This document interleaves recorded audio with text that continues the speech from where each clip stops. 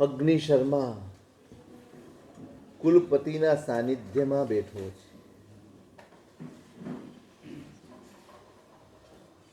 સંસારના મૂળ સ્વરૂપનો અનુભવ કરીને આવેલો જીવ, જેને કદર્થના, વિડંબના, દુઃખ કહી શકાય એવો સઘળોય અનુભવ એને પ્રેમ ક્યારે જોયો નથી. એને વહાલ શું હોય એ ક્યારે એને સમજ્યું નથી. પ્રેમના બે શબ્દો એને ક્યારેય સાંભળ્યા નથી. એક જ વસ્તુ એને જોઈ છે, જન્મથી લઈને આ ઉંમર સુધી એક જ જોયું છે, તિરસ્કાર, નફરત, ઉપહાસ.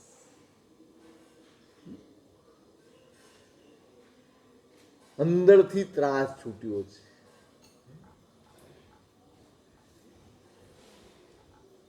મેં ધર્મ નથી કર્યો માટે ને આ બધા જ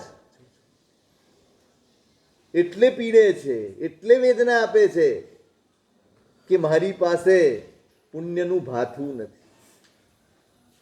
એની જેવી સમજ એવો વિચાર કરશે અને નીકળી પડ્યો છે. પહેલી વાર કોઈ કે આવો બેસો એવા બે શબ્દો ગયા. અહોભાવથી હૈયું છલકાઈ ગયું, આર્દ્ર ભાવથી હૈયું છલકાઈ ગયું, રડી પડ્યો છે અને પોતાનું બધું જ નિવેદન કુલપતિને કરે છે. મુખ્ય તાપસ આર્જવ કૌંડિન્ય એમને કરે છે. ભગવંત આ પરિસ્થિતિ અને ખૂબ શાંતિ,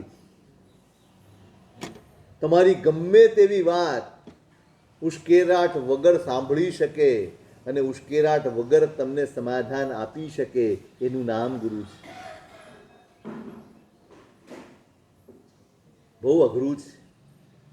શિષ્ય થાય ને ગુરુ કહેવાય એ પુણ્ય છે, પણ પાત્રતાથી ગુરુ બનવું એ બહુ અઘરું છે. શિષ્ય હોય એને જ ગુરુ કહેવાય એ તો વ્યવહાર છે. બાકી કોઈકના ચિત્તને ઉકળતા કકળાટ વાળા ચિત્તને શાંત કરી દે, પોતાની દ્રષ્ટિ માત્રથી શાંત કરી દે, એ તાકાત ગુરુ પદની છે. એને સાંત્વના આપ્યું, ઉશ્કેર્યા નથી. એક પણ નબળો વિચાર એને આપ્યો નથી. એક પણ નબળો શબ્દ જેને તને સતાવ્યા છે એ લોકો આવા જ છે, આ તો આવું જ છે ફલાણું, એક પણ નબળો શબ્દ એને કીધો નથી. કારણ કે બધું જ નબળું જોઈને આવ્યો છે. હવે એને પુષ્ટિની જરૂર છે ભાઈ. એને નબળા ભાવો તો છે જ એના ચિત્તમાં, એને શાંત કરવાના છે, એમાં એને સ્વસ્થતા આપવાની. મેં કાલે કહ્યું, જે ઠારે તે ગુરુ, ઉશ્કેરે તે ગુરુ નહીં, જે ઠારે તે ગુરુ.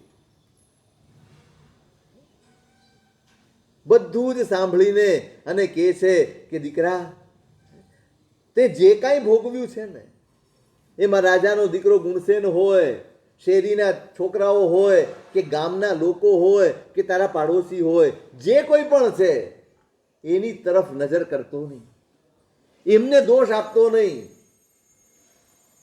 દોષ જો કોઈનો હોય તો એ આપણા કરેલા પૂર્વના કર્મોનો છે. ત્યાં નજર રાખશે. નિમિત્તને દોષ દેવું, નિમિત્તને દોષ દેવો, નિમિત્તને મુખ્ય ગણી લેવું, બસ આ જ સંસાર. ઉપાદાનને દોષ. અજ્ઞાન અને જ્ઞાનમાં ફરક શું છે? અજ્ઞાન નિમિત્તને દોષ આપે છે અને જ્ઞાન એ ઉપાદાન તરફ નજર કરે છે. અજ્ઞાન એમ કહે છે આણે મારું બગાડ્યું, અજ્ઞાન એમ કહે છે કે આના લીધે મારું બગડ્યું, આના લીધે મારું આ થયું. જ્ઞાન શું કહે છે? મારું ઉપાદાન, મારા કર્મો નબળા હતા માટે આ થયું. દ્વેષથી બચશે, આર્ત ધ્યાનથી બચશે, દુર્ધ્યાનથી બચશે. જ્ઞાન જ છે જે તમારા પરિણામને સ્વસ્થ રાખી શકે. અજ્ઞાન તો નબળા ભાવોને જન્મ આપનાર તત્વ છે. પૂર્વકૃત કર્મો છે બેટા, એનો બીજા કોઈની તરફ નજર ના કર. અને હવે તું સાચા ઠેકાણે આવ્યો છે. અહીંયા તને વિશ્રાંતિ મળશે. સંસાર કોઈને વિશ્રામ આપી શકે એમ નથી. ધર્મ જ એવું તત્વ છે જે તમને સાંત્વના, વિશ્રામ, શાંતિ, સ્વસ્થતા આપી શકે. તું ધર્મના શરણે છો, તું સ્વસ્થ થઈ. પેચ્છંતિ ન સંગ. અહીંયા શું છે? અહીંયા કોઈ દુઃખ નથી. કેમ કે અહીંયા સંયોગ નથી. જ્યાં સંયોગ છે ત્યાં દુઃખ છે. સંજોગ મૂલા જીવેણ પત્તા દુઃખ પરંપરા. તમ્હા સંજોગ સંબંધમ સબ્બમ તિવિહેણ ભોસિરિયમ. રોજ રાત્રે પોરસી ભણાવે ને, ઔષધવાલા ભણાવે, સાદું ભણાવે. તમારે તો આવે જ નહીં ને કાંઈ. આપણે તો બીજા કોકને ભણાવીને હોઈ જઈએ. કરો. અમે તો ઈચ્છીએ છીએ કે તમારા જીવનની આરાધનાનો આ એક હિસ્સો હોવો જોઈએ. રાત્રે પોરસીના શ્લોકો, પોરસીની ગાથાઓ બોલીને, એનું અર્થ ચિંતન કરીને, એ પછી મોબાઈલ પછીની ક્રિયા છે. પેલા પતાવીને મોબાઈલ હાથમાં લેવાનો હોય તો ક્યારેય કરતા નહીં. આપણે શું છે, બધું છે ને એક ક્રિયા તરીકે જીવનમાં ગોઠવાઈ જાય છે. આરાધના તરીકે કશું જ ગોઠવાતું નથી. પુરુષાર્થ તરીકે કશું જીવનમાં સ્વીકારાતું નથી. બધું જ ક્રિયા લેખે આવી જાય. તપ પણ ક્રિયા તરીકે આવી જાય, પૂજા ક્રિયા તરીકે આવી જાય. કોઈકે કીધું હોય તું ફલાણા ભગવાનની હારું હું એ ગણી લઈશ, આની ગણ દે તો આની ગણી લે. 25-30 માળાઓ લઈને આવી જાય. પછી થોડો વખત થાય ને એટલે કંટાળે. પછી પૂછવું આમને આવે, સાહેબ હવે કઈ છોડી દો. લે હું કહું તારે કઈ માળા છોડ, તું પકડી શું કરવા? પકડે તું, છોડાવું. હવે કયા ભગવાનની માળા નહીં ગણવાની મને પૂછે તો હું શું જવાબ આપું? મને એમ કહો.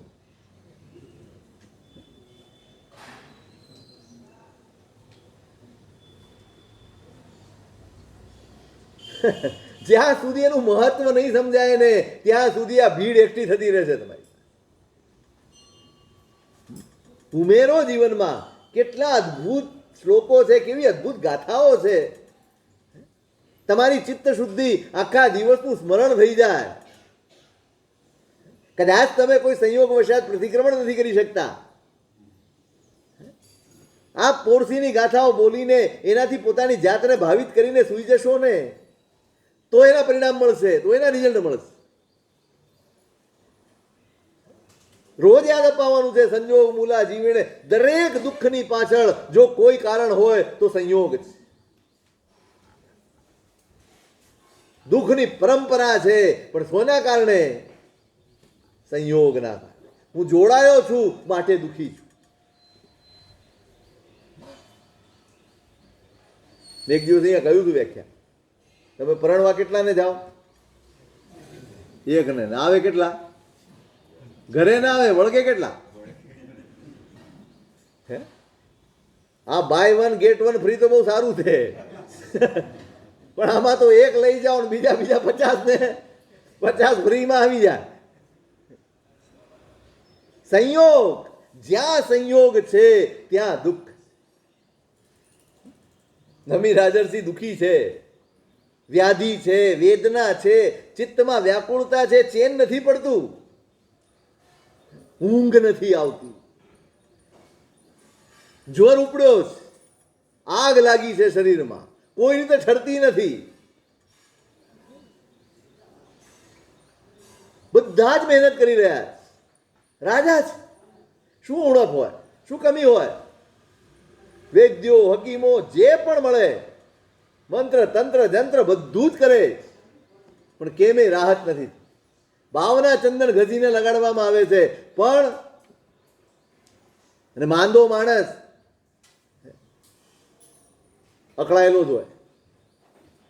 એને તમે વાત ન કરો ને તોય ન ગમે, અને એને વાત કરો તોય ન ગમે. હું બોલ બોલ બોલ બોલ કરે. પછી ચૂપ થઈ જાઓ, હાવ મૂંગો જ બેસી રહીશ.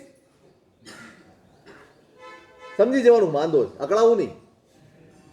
માંદો છે એમ સમજીને શાંત થઈ જવું. રાણીઓ ઘસે છે ભાવનાચંદ. હવે ખડખડ ખડખડ અવાજ આવે છે. પેલા કહે છે આ શું છે, શેનો અવાજ આવે છે આટલો બધો? મંત્રી કે સાહેબ ભાવનાચંદન ઘસાય છે.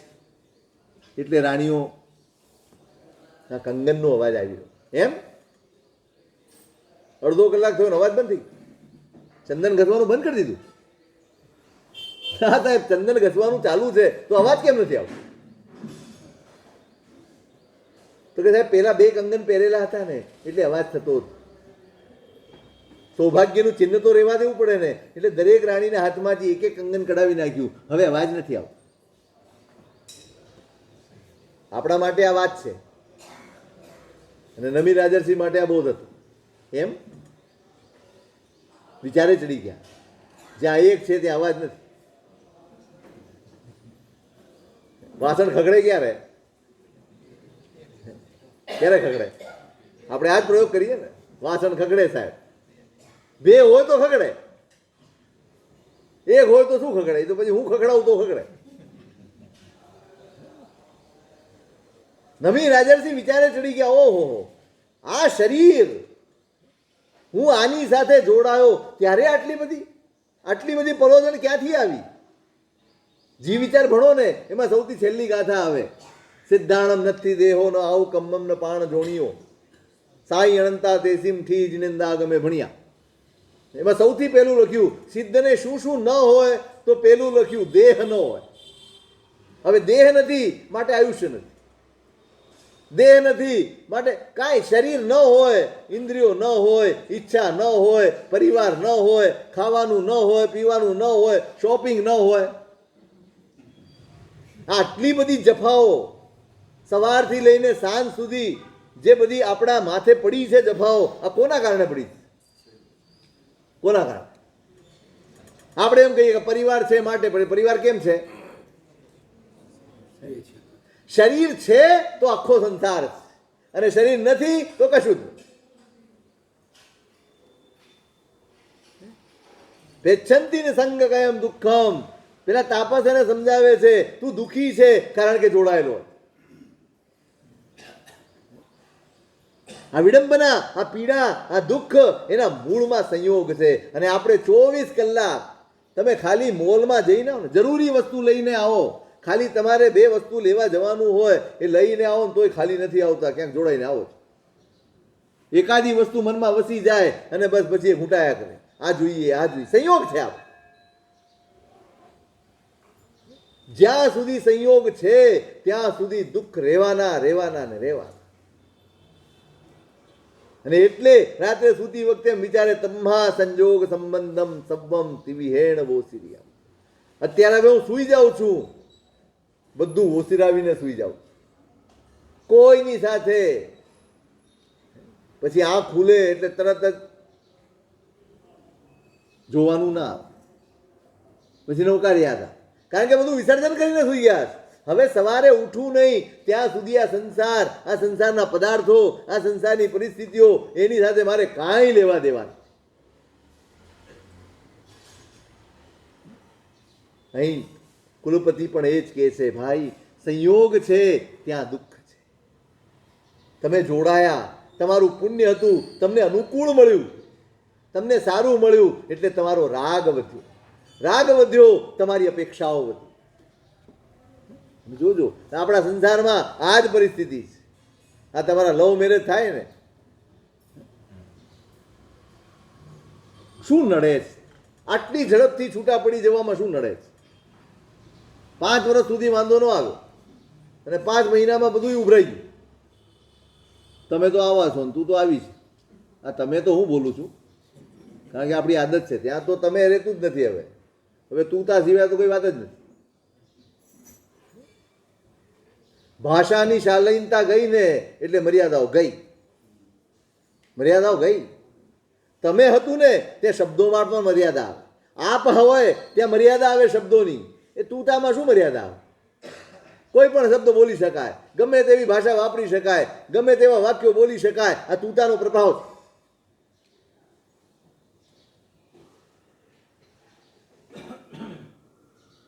પ્રેમ નથી એવું નથી, પણ એ વાસ્તવમાં પ્રેમ નથી. એ મોહ છે, એ રાગ છે. કારણ અપેક્ષાથી જોડાયેલો. બસ અપેક્ષાઓ વધી જાય. આને આમ જ કરવું જોઈએ, આને આમ જ કરવું. કોને ફોન કર્યો? દરેક મિનિટે દરેક ક્ષણે શંકામાં જીવવું. આનું નામ તમારા પ્રેમ લગન. ઓલો બહાર જાય તો એને શંકા હોય કે આ ક્યાં શું કરતા હશે. ઓલો બહાર જાય તો ઓલાને શંકા હોય કે આ બહાર જઈને શું કરતા હશે. સતત શંકામાં જીવવું પડે. આ જ તમારા લવ મેરેજ. કેમ કે અપેક્ષાઓ. અને જ્યાં અપેક્ષા ત્યાં દુઃખ. જોડાઓ છો તો અપેક્ષા આવે, એને સમજાવે જ. ભાઈ આ બધા જ સંયોગના દુઃખો છે. એ સંયોગથી ઉપર ઉઠવાનું. અને અહીંયા સાધુ કેવો હોય? સંયોગથી ઉપર ઉઠેલો હોય તેનું નામ સાધુ. જેને સંયોગો પ્રભાવિત ન કરે એનું નામ સાધુ. તમે મારી પાસે આવો, લડી લડીને આવો, અહોભાવ પૂર્વક આવો. સાહેબ અમે તો તમારા જ, અમે તમારા સિવાય ક્યાંય નહીં જવાનું. અને જો મને ગલગલિયા થાય ને તો મારે અંદર ઝાંકવાની જરૂર છે. કોઈક મારી નજદીક આવે, મારા વખાણ કરે અને હવે તમારા સિવાય ક્યાંય નહીં જઈએ આવું બોલે કોઈ, અને હું રાજી થાઉં તો મારે મારા અંતરમાં તપાસ કરવાની જરૂર છે. હજી સંયોગ ગમે.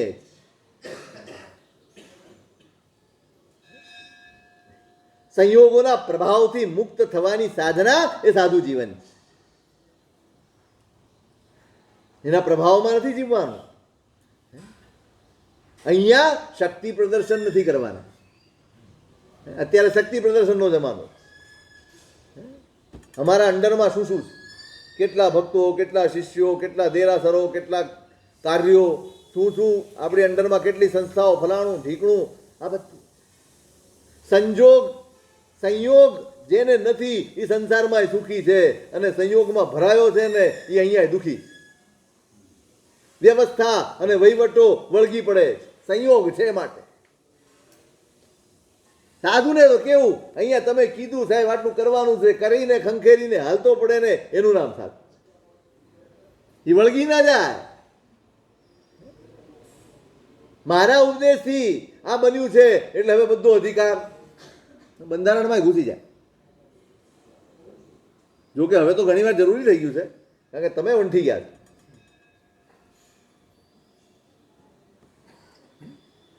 સંયોગથી ઉપર ઉઠીને જીવે એ સાધુતા.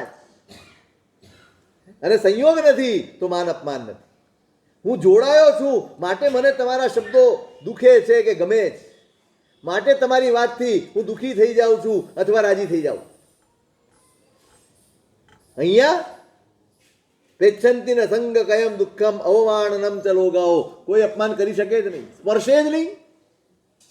કોનું અપમાન? પોતાના શરીરને પોતાનું ન ગણે એ રીતે જીવે પછી એને શું અપમાન લાગે? સમજાવે છે.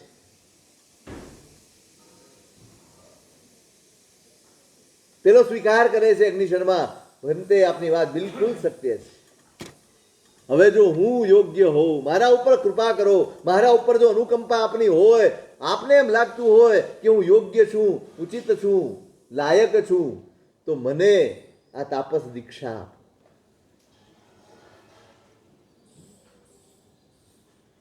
એક જ કામનાથી કોઈકને જોડાય, એના કલ્યાણની કામના. સ્વાર્થથી જોડે તો એને હરિભદ્ર સુરી મહારાજ અપરાધ કહે છે. કોઈ પણ મારી પાસે આવે અને એને ધર્મનો ઉપદેશ આપવાનો હોય, એને પ્રતિબોધ કરવાનો હોય, ચારિત્ર માર્ગે એ જોડાતો હોય, મારા મનમાં એક જ વૃત્તિ હોવી જોઈએ, આ જીવનું કલ્યાણ થાય માટે મારે આને ચારિત્રનો પ્રતિબોધ આપવાનો છે. આ મારો શિષ્ય થાય એ બુદ્ધિથી જો હું એને પ્રતિબોધ કરું તો એ મારો અપરાધ. સ્વાર્થ આવે એટલે અપરાધ આવે. મને કોઈ આવીને કે સાહેબ મારે ફલાણે દીક્ષા લેવાની છે, પછી હું પ્રતિબોધ કરવાનો? મારો ધર્મ શું છે? મારો ધર્મ શું છે? પ્રભુની વાત, પ્રભુનો ધર્મ, પ્રભુની વાણી સૌ સુધી પહોંચાડવી એ ક્યાંય પણ જાય ને. મારા મનમાં તો માત્ર કલ્યાણની કામના.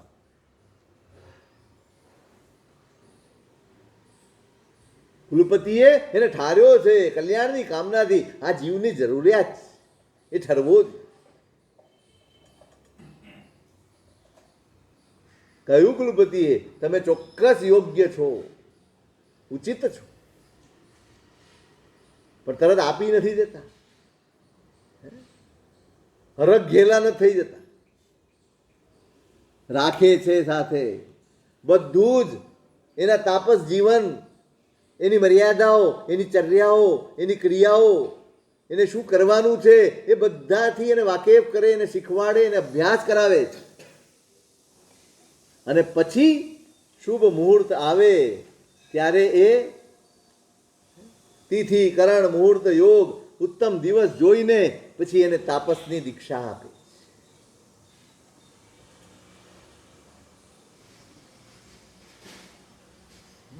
સંસારનું સ્વરૂપ જોઈ લીધું છે, સંસારની વાસ્તવિકતાનો કડવો અનુભવ કરી લીધો જ. હવે આ નથી જોઈતું. હવે તો નહીતર બહુ સારી જગ્યાએ આવી ગયો. હવે કોઈ અપમાન કરવા આવવાનું, હવે કોઈ ગધેડે ચડાવવા આવવાનું, હવે કોઈ ઉપહાસ કરવાનો, તો પછી અહીં બેસીને જલસા જ કરાય ને. તો પછી અહીં બેસીને જલસા જ કરાય ને. નહીં, એને ખ્યાલ છે કે જો આજે અહીંયા રહીને પણ જો હું મોજ મજામાં પડી ગયો કે હવે તો હું તાપસ થઈ ગયો, હવે મને ક્યાં કોઈ ભય છે, હવે ક્યાં કોઈ આવીને મને કહેવાનું આટલા બધા છે મારી સાથે, કોણ મારું કંઈક બગાડી શકવા. બસ હવે અહીંયા આરામથી રહીશું, ખાઈશું, પીશું, મોજ મજા કરીશું, આનંદ કરીશું, આપણું જીવન પસાર કરીશું. નહીં, એના મનમાં ફીટ છે કે આ અહીંયાના સુખને સુખ માનીને અટકી નથી જવું, મારે ભવાંતરમાં પણ સારું જોઈએ.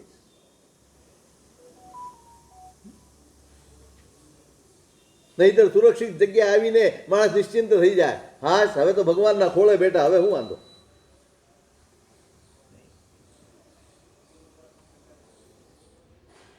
બધા જ તાપસો આજુબાજુમાં છે, એને તાપસી દીક્ષા આપવામાં આવી છે.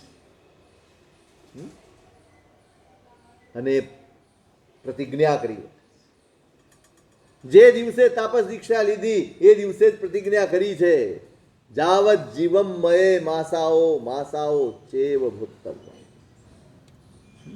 રોજ આહાર નહીં, મહિનાના પારણે મહિનાના ઉપવાસ કરવા, જાવત જીવ, ક્યાં સુધી આ દેહમાં જીવ છે ત્યાં સુધી મહિનાના પારણે મહિનાના ઉપવાસ કરીને જ આ તાપસ જીવન વ્યતીત કરવાનું. પારણામાં પછી ઉપયોગ આપી દેવાનો.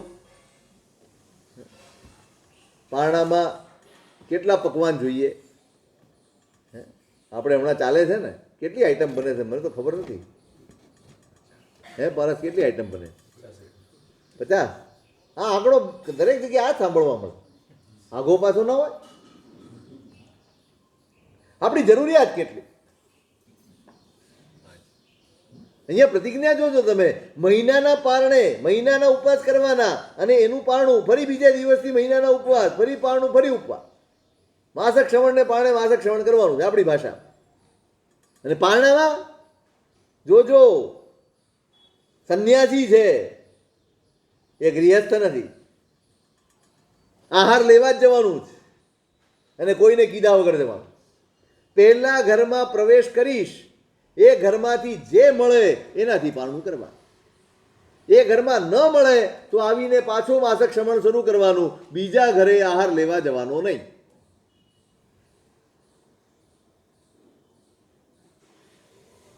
આપણે એવું નક્કી કરીએ બેસણામાં, પહેલા 5 જણા પાસે લેવાનું, પછી નહીં લેવાનું. બિચારો જો કે દુઃખી થઈ જાય, કારણ કે પેલા બધું લિક્વિડ જ આવ્યા કરે. પણ નક્કી કરો ને, આપણે જેટલા આવે એમાંથી 5 જ જણ પસંદ કરવાના, એ 5 જણ પાસે લેવા, કોઈ બી હોય.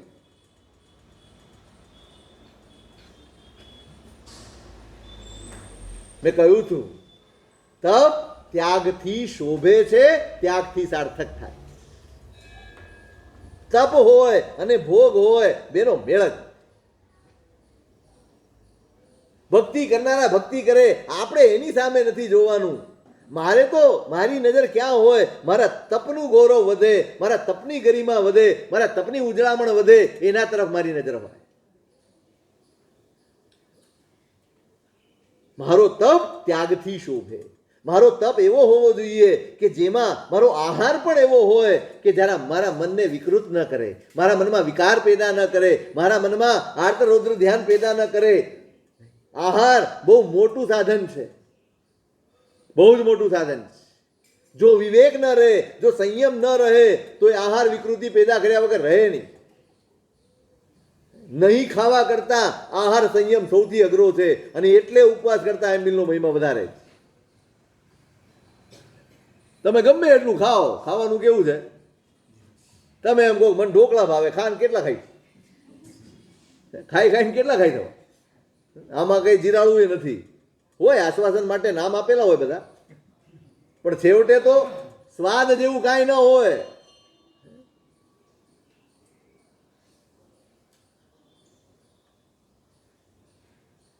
સ્વાદને જીતવાનો જ તપ સ્વાદના વિજય સુધી પહોંચવો જોઈએ, ત્યારે સાર્થક થાય. પારણે સાર્થક નથી થતું, પારણે તો પૂરું થાય. પારણે તપ પૂરું થાય છે, સ્વાદનો વિજય થાય ને ત્યારે તપ સાર્થક થાય. કેવી ભીષ્મ પ્રતિજ્ઞા છે, કેવી આકરી પ્રતિજ્ઞા છે. મહિનાના ઉપવાસ હોય, આપણે એમ કહીએ સાહેબ થોડુંક તો પૌષ્ટિક જોઈએ ને. કેવા સરસ પેકિંગમાં વાત મૂકે ને, એમ ભલો અમે લલચાઈ જઈએ છીએ. ના સાહેબ આપણે તો કેટલું કરવાનું, વ્યાખ્યાન દેવાનું. મને ઘણા બધા કે વ્યાખ્યાન દેવાનું, પણ વ્યાખ્યાન દેવામાં શું થાય? એમાં એવો કયો શ્રમ પડી જાય કે મારે ખાવું પડે બધું? લોકો આઈનબિલની ઓળીઓ કરે છે, 4 વાર વ્યાખ્યાન વાંચે કરે. આપણી જરૂરિયાત કરતાઓ આપણી ઈચ્છાઓ ખૂબ વધારે છે, અને એનાથી આપણા તપ દૂષિત થઈ રહ્યા છે.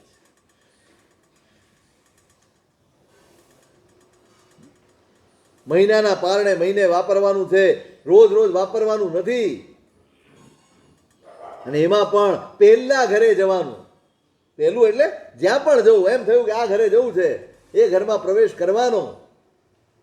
એ જે આપે, એ બાકડા આપે તો બાકડા, એ ખીર આપે તો ખીર, એ 5 પકવાન આપે તો 5 પકવાન, એ જે આપે તે. અને કદાચ એમ કે સાહેબ વાર છે, પતી ગયું. એ ઘરમાંથી નીકળ્યા પછી બાજુવાળો બોલાવે ને તોય નહીં જવા.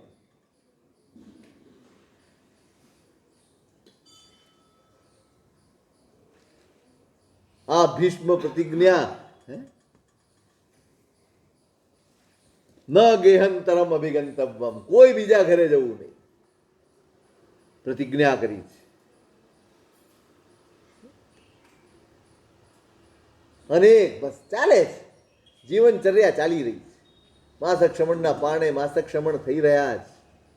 આખો પૂર્વ વ્યતીત થઈ ગયા, જીવન આગળ વધી રહ્યું છે. અને લોકો અહીંયા તાપસ રહે છે તો બાજુના નગરમાંથી દર્શન કરવા, એમને મળવા, એમને વંદન કરવા લોકો આવે. લોકોમાં આ તપસ્વીનો મહિમા ખૂબ વધ્યો છે. લોકોના હૃદયમાં આનું સ્થાન બહુ ઊંચું. ઓહો, કેવા તપસ્વી, કેવા તપસ્વી, કેવી આરાધના, કેવી સાધના. અહો ભાવ પેદા થાય. જણ પખવાય બહુમાણી નાવી જત્તો ગુણેશુ કાયવો આવત જંતી ગુણા ખલુ અબુહંપી જણમ અમચ્છરિયા. બહુ સરસ વાત કરી છે હરિભદ્રશ્રી મહારાજ. લોકોમાં ધર્મનો પક્ષપાત ઊભો કરવો હોય ને તો એને ગુણમાં યત્ન કરવો, સારા કાર્યોનો પ્રયત્ન કરવો. કારણ કે સારા કાર્યો જોઈને, સારો પુરુષાર્થ જોઈને સામાન્ય માણસને પણ બહુમાન જાગે, સામાન્ય માણસને પણ આદર જાગે.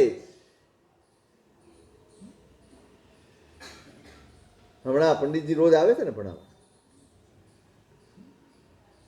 એ કહેતા હતા કે અમારા ગુરુ છે ને એક વાત બહુ સરસ કરતા કે કોઈ પણ સારું કામ તમને ગમે કે ન ગમે, તમારે 6 મહિના સુધી સતત કરવું. એ તમારા જીવનનો હિસ્સો બની જશે. કરતા જ રહેવું, કરતા જ રહેવું, કરતા જ રહેવું. એ કરતા કરતા કરતા કરતા પછી તમારા અંતરમાં એ પ્રતિષ્ઠિત થઈ જશે. તમને ગમે કે ન ગમે કરો, મારા હિતનું છે, મારું સારું છે, બસ કરો. અને તમે કરશો એનો પ્રભાવ બીજા ઉપર દેખાશે. આ કરે છે, ચલો આ કરવા દે, મારે કરવાનું. એટલે પક્ષપાત લોકોમાં જાગશે. અને આ બાજુ અહીંયા આનું જીવન ચાલે છે.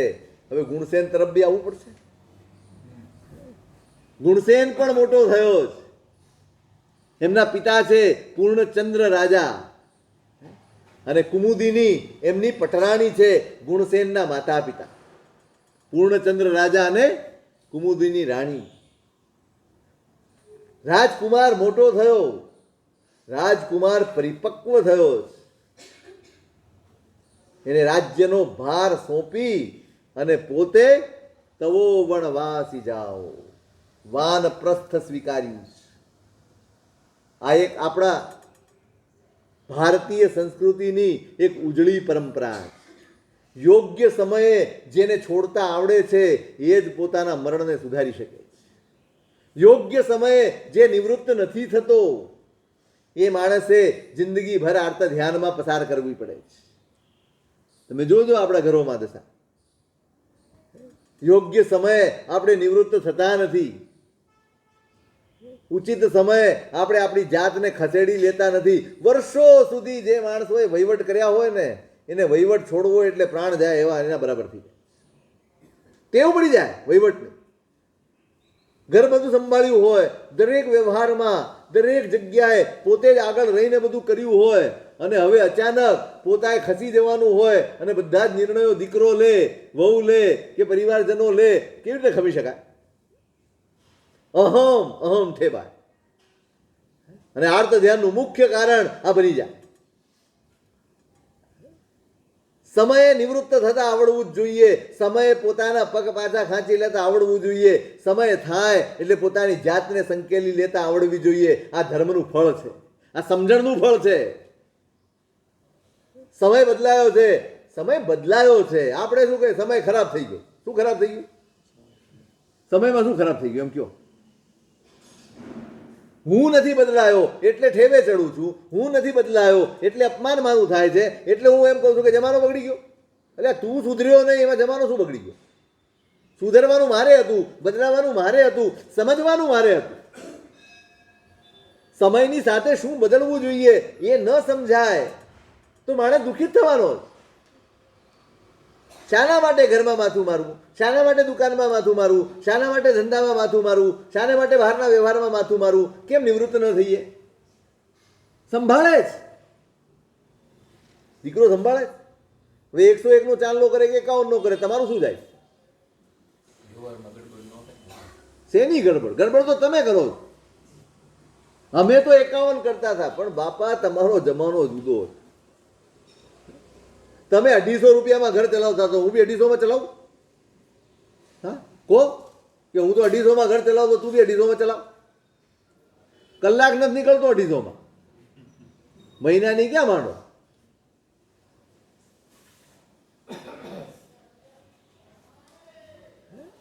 એક ઉંમર હોય છે જ્યાં બેસીને માત્ર માણવાનું હોય, પણ જ્યાં ત્યાં પગડાડે, જ્યાં ત્યાં ટાંગડાડે, જ્યાં ત્યાં આંગળી કરે, પછી દુઃખી થાય. પછી દુઃખી થાય એટલે ફરિયાદ કરે. છોકરા સાંભળતા નથી, છોકરા કયું કરતા નથી, છોકરા આવા છે, છોકરા તેવા છે. સાહેબ, એક પ્રવચન રાખો, મા બાપને ભૂલશો નહીં.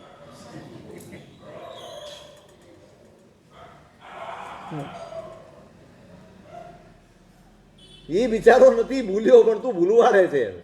તું કરે છે એવું કે ભૂલી જાય.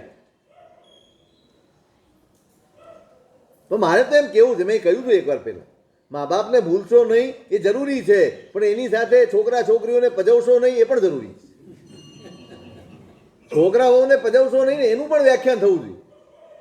એકલું મા બાપને ભૂલશો નહીં છે એનું વ્યાખ્યાન. આમાં તકલીફ ક્યાં થાય છે? અમારે ત્યાં પણ આ તકલીફ છે, તમારે ત્યાં પણ આ તકલીફ છે. એટલે ઘરે જઈને મા બાપ સંભળાવે છોકરાને, જોયું, સાંભળ્યું ને મારા સાહેબે શું કીધું? હવે હતો જ પાછો બિચારો વ્યાખ્યાન, તો એને સંભળાવે, સાંભળ્યું ને, જો આમ કરવાનું. હવે આને કોણ કહે છે કે તારે શું કરવાનું? હે, કંટ્રોલની વાત અલગ છે. પેલો ખેડૂત હોય ને, કે કોઈ પણ જે ઘરમાં ગાય રાખતું હોય ને એ ગાયને ખીલે બાંધીને રાખે, પણ દોરડું એટલું રાખે કે હલી ફરી શકે.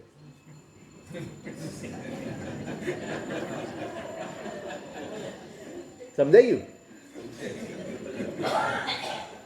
પછી ગળું ખેંચાય અને ભીસાય એટલી દોરડી બાંધે તો એને કંટ્રોલ ના કહેવાય, એ અત્યાચાર કહેવાય. કંટ્રોલ હોય અત્યાર. બગીચો હોય ને એને શું કરાય? બગીચાનું રક્ષણ કરવા માટે શું કરાય? ક્યાં કરાય? થોડીક આગી કરાય અને વાડ કરે. એમાં દરેક ઝાડને બાંધી ન દે, દરેક ફૂલને બાંધી ન દે, નહીં. એને વાડ હોય, જરૂરી છે વાડ, કંટ્રોલ જરૂરી છે, પણ દોરડું લાંબુ તો રાખ ભાઈ, ચાલવા તો દે. નિવૃત્ત થતા આવડવું જોઈએ. આ પરંપરા છે આપણી. ચાલો, પેલા તો વાનપ્રસ્થ હતું. મણિપતિ રાજર્ષિની વાર્તા આવે,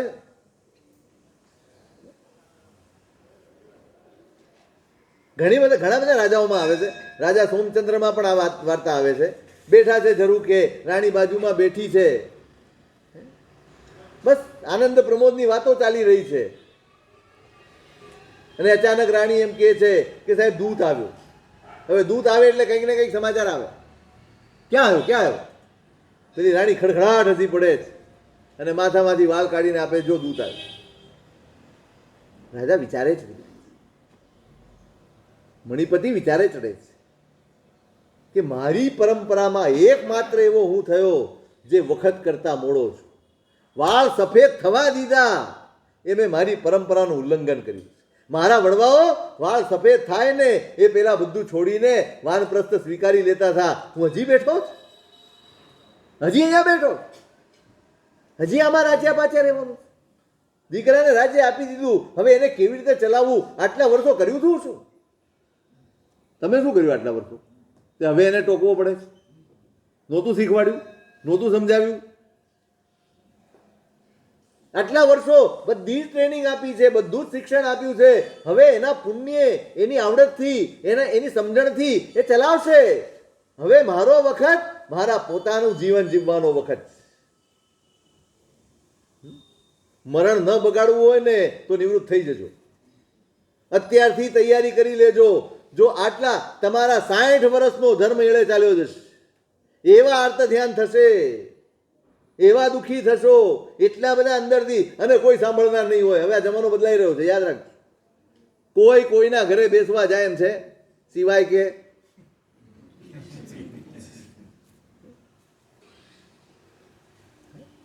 તમે જાઓ ને તો અકળામણ થાય, પ્રાઇવસીમાં ગડબડ થાય. કોઈ મળવા હળવા જતું નથી. પેલા જેવો જમાનો નથી. આમ સળંગ ઘર હતા, એક લાઈન બંધ, અને દરેક ઘરે ઓટલો હોય. સાંજ પડે ને બધાએ ઘરમાંથી ઘરડાઓ, નાના બાળકો બધા જ ઘરની બહાર બેઠા હોય. આખી શેરી કિલ્લોલમાં હોય. છોકરાઓ એકબીજા સાથે રમતા હોય, ઘરડાઓ વડેરાઓ બધા એકબીજા સાથે વાતો કરતા હોય, વગરો બધી બેઠી હોય, બધા નિરાશ. તમને નિરાશ ક્યાં છે? હવે તો એકબીજાના માથે રોજ, સાથે રહેતા જ નથી. સાથે રહેવાનું ભૂલી ગયા, માથે આવી ગયા. બધી જ રીતે માથે પડ્યા છે. કેવું વાતાવરણ! જેને જોયું હશે ને, અમે તો જોયું.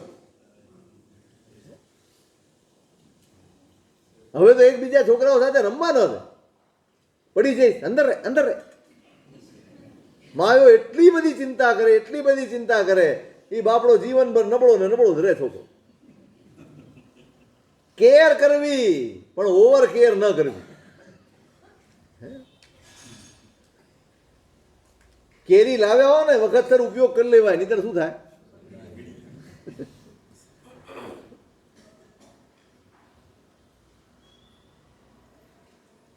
એ જમાનો ગયો. હવે તમારે એકલા બેસવાનું છે. હવે દીકરો, દીકરી, વહુ, પોતા, પોતી બધા જ નોકરીએ જતા રહેવાના છે. ઘરમાં ખાખા ખોળા કરશો તો કઈ મળવાનું નથી. વખત સર ચેતી જાઓ. એ જમાનો હતો, આટલો વખત થાય ને નીકળી જ જાય. આવા કેટલાય રાજાઓ, આવા કેટલાય જીવો છે, બસ વખત થાય બધું સોંપ્યું અને નીકળી ગયા. હવે મારું જીવન, હવે મારી આરાધના, હવે એને જે કરવું હોય એના નસીબ, એની આવડત, એની હોશિયારી, એનું પુણ્ય એ એને ફોડી લેશે.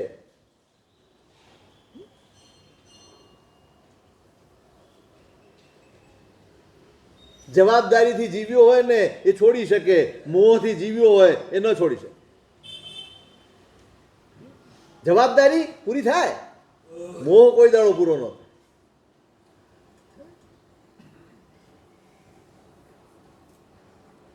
પૂર્ણચંદ્ર રાજા અને કુમુદિની રાણી ગુણસેનને રાજ્ય ઉપર અભિષેક કરીને પોતે વાનપ્રસ્થ સ્વીકાર નીકળી ગયા. અને દીકરાઓ પણ હોશે હોશે આનંદથી એમને વાનપ્રસ્થનો ની અનુમતિ આપી.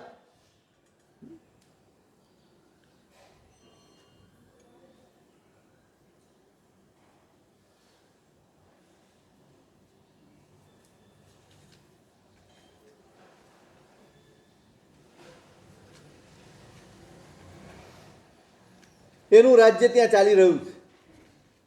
વખત વીતી રહ્યો છે અને એક વખત ગુણસેન વસંતપુર નગરમાં, જે આ તપોવનની બાજુમાં છે, વસંતપુર નગર એ પણ એના રાજ્યનું મોટું નગર છે. અને ત્યાં પોતાના રસાલા સાથે, પોતાના પરિવાર સાથે પોતે નગરમાં આવ્યો છે. અને નગરમાં એનું ભવ્ય સ્વાગત થઈ રહ્યું. ઘણા વખતે આ બાજુ આવવાનું બન્યું છે. નગરમાં પ્રવેશ કરે છે. આખો દિવસ ઉત્સવમય વીત્યો છે. લોકોની અવર જવર, હળવા મળવા વાળા દરબાર ભરાય, લોકો આવે, મંત્રીઓ આવે, સંત્રીઓ આવે, બધા જ આવે. દિવસ આખો પસાર થઈ ગયો અને બીજે દિવસે અશ્વ ક્રીડા કરવા માટે સવારે વહેલા ઉઠીને એ નીકળી ગયા. મનનો પરિશ્રમ દૂર કરવો છે એટલા માટે બહાર નીકળે. અને ફરતા ફરતા ફરતા ત્યાં જ એ તપોવનમાં આવે છે. જુએ છે બહુ જ રમણીય સ્થાન છે. ઘોડા પરથી ઉતરીને એક જગ્યાએ બેસી જાય. તપોવનમાં તાપસો ફરતા જ વેશભૂષાથી અને સ્વરૂપથી ખબર પડી જાય છે કે રાજા છે. એટલે આર્ધવ કોડિન્ય જે કુલપતિ છે એ બે તાપસોને મોકલે છે કે બોલાવી આવો. બંને હાથમાં લઈને, પૂજાપો લઈને, ફૂલ વગેરે લઈને રાજાની પાસે ખાલી હાથે ન જવાય. આ સંન્યાસીઓની પરંપરા. એને જાય છે, પેલો હાથ જોડે છે રાજા અને કહે છે રાજાને કે આપને તાપસ્યા કુલપતિ યાદ કરે છે. ક્યાં છે? તો કઈ નજીકમાં જ છે, આપ પધાર. કુલપતિ પાસે એમને લઈ જાય છે.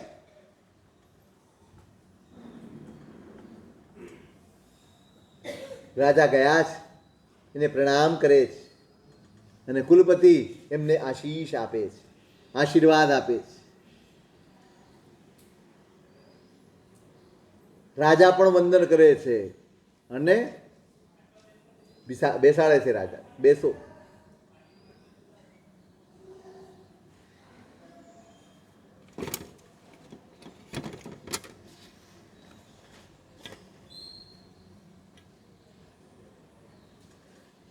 ધર્મ ચર્ચા કરે છે. કુલપતિ પાસે બીજું શું કરવાનું? સંન્યાસી પાસે જઈને શું કરવાનું? ધર્મ સમજવાનો. બેઠા છે, ધર્મ ચર્ચા ચાલે છે.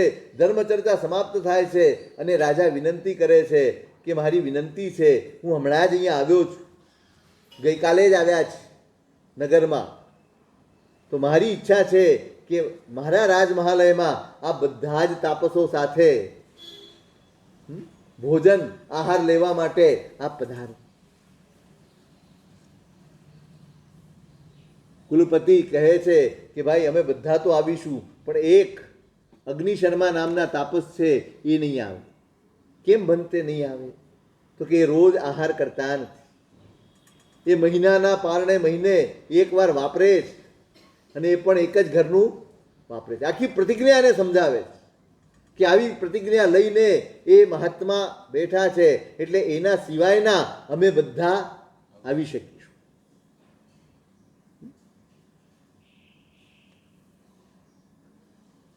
રાજાને આશ્ચર્ય થયું, ઓહ, આવી ભીષ્મ પ્રતિજ્ઞા કરીને બેઠેલો જીવ છે, કોણ હશે, કેવા હશે, એ તાપસનો પુરુષાર્થ કેવો હશે, આટલા પૂર્વોથી કરે છે, 2-4 મહિનાથી 2-4 દિવસથી નહીં, આ પ્રતિજ્ઞા પૂર્વ પહેલાની છે અને હજી સુધી અખંડપણે એમની ચાલી રહી છે. કેવું સામર્થ્ય હશે આ જીવ. પરસ પરસ ચર્ચા કરી રહ્યા છે. મને કૃપા કરો, મને મહાતાપસના દર્શન કરાવો. કરેમિ તસ્સ દર્શનેન અપાણમ વિગય પાવમ. એ મહાત્મા છે, આ તપસ્વી છે, પુરુષાર્થી છે, એના દર્શન કરીને પણ મારા પાપ ધોવાય એટલા માટે મને દર્શન કરવા. કયા લક્ષ્યથી જવાનું છે બરાબર યાદ રાખજો. પુણ્યના લક્ષ્યથી સંસાર ચાલે, આત્મા તો કલ્યાણના લક્ષ્યથી જ આગળ વધે. જિનાલય પ્રભુ પાસે જાઓ, ઉપાશ્રય ગુરુ ભગવંત પાસે જાઓ, કોઈ પણ ધર્મ ક્રિયા કરો, આરાધના કરો, લક્ષ્ય આ રાખજો કે અમારા પાપ ધોવાય માટે. ગુરુ ભગવંતને વિનંતી કરો ને, સાહેબ વોરવા પધારો, અને વોરાવો ત્યારે એ ભાવથી વોરાવજો, પાપ ઘટે, પાપ ટળે. ચારિત્ર મોહનીયના અંતરાય છે. હૈયામાં ભાવ નથી પેદા થતો, હજી પક્ષપાત પેદા નથી થતો. ભગવંત આપ પધારશો ને તો મારા કર્મો આપ કેટલું લેશો, આપ લેશો કે નહીં, આપ એકાદ દાણો લેશો, પણ મારા ચારિત્ર મોહનીય ખપે ભગવંત, એટલે પધારો. પ્રભુના દર્શન પણ એટલે કરવાના છે, પાપ ખપાવવા માટે, મલિનતા ઓછી કરવા માટે, આત્માને હળવો કરવા માટે. રાજાની વૃત્તિમાં એ છે, આટલા તપસ્વી છે, આટલા પુરુષાર્થી છે, દર્શન કરવા છે. કેમ? એટલા માટે નહીં કે હવે જોઈ લો, કૌતુક નથી, અહોભાવ છે. કૌતુક હોય ને જોઈને પાછો આવે, અહોભાવ હોય ને પામીને આવે. આપણે કૌતુકથી જવા વાળા છે. ત્યાં જોઈ ત્યાં સોનાની પ્રતિમા છે, એમ દોડે. પાડીદારમાં થતું ઉપર એક ટાઈમ ફિક્સ કરેલો હતો, પેલો બંદૂકધારી આવે ત્યાં ઊભો રહે, પછી પૂજારી આવે ને આ આવે ને પછી તાળા ખોલે ને ભગવાનને કાઢે ને પછી બધાને અંદર દેખાડ, અને જે પડાપડી થાય, ઓહો હો. પછી ગુરુ મહારાજે બધું બંધ કરાવી દીધું, પેઢીને પત્ર લખ્યો, આ શું ધંધા છે, દેરાસરમાં બંદૂક લઈને જવાય? પેલા તો એ જ આ સાધના. અને આ બધા લોકો કોઈ સંગઠનનું ધ્યાન ન રાખે, એકબીજાની ઉપર પડે, જાણે સોનું જોયું નથી. આ કૌતુક છે, આમાં અહોભાવ નથી, આમાં ભક્તિ નથી, આમાં કોઈ સમર્પણ નથી, આમાં કોઈ કશું જ નથી, કોઈ ઓળખાણ નથી. બસ સોનાની પ્રતિમા છે, જાણે કોઈ દિવસ સોનું જોયું જ નથી. કૌતુક છોડો ભાઈ, સમર્પણથી જવાનું છે, ભક્તિથી જવાનું છે. અહીંયા કૌતુક નથી, અહોભાવ છે. અહીંયામાં દર્શન કરીને પાવન થવું છે. એટલા માટે કે એવો પુરુષાર્થ પ્રગટે, એની પ્રેરણા ત્યાંથી મેળવવા. પ્રેરણા મેળવવા જવાનું, એનું નામ અનુમોદના છે. વ્યવહાર કરવા જઈએ અલગ વસ્તુ છે, અનુમોદના કરવા જઈએ અલગ વસ્તુ. હમણાં વ્યવહાર શરૂ થશે તમારા, જોજો સીધી તપમાં. સાહેબ આજે નહીં આવો પ્રતિક્રમણમાં, કેમ? તો સાદા પૂછવા જવા. લે સાદા પૂછવા જવા, પ્રતિક્રમણને શું વાંધો ભાઈ? એમાં સામાયિકને શું વાંધો? એમાં પૂજાને શું વાંધો? ના વાંધો. વ્યવહારો, તમારા વ્યવહારો એટલા બધા વિચિત્ર થઈ ગયા છે, ધર્મ છોડાવી. અરે પ્રેરણા લેવા જાઓ, પછી ક્યાં જાય સાદા પૂછવા? મને એમ કહો, કોની સાદા પૂછવા જાય? તપસ્વીની કે સગાની?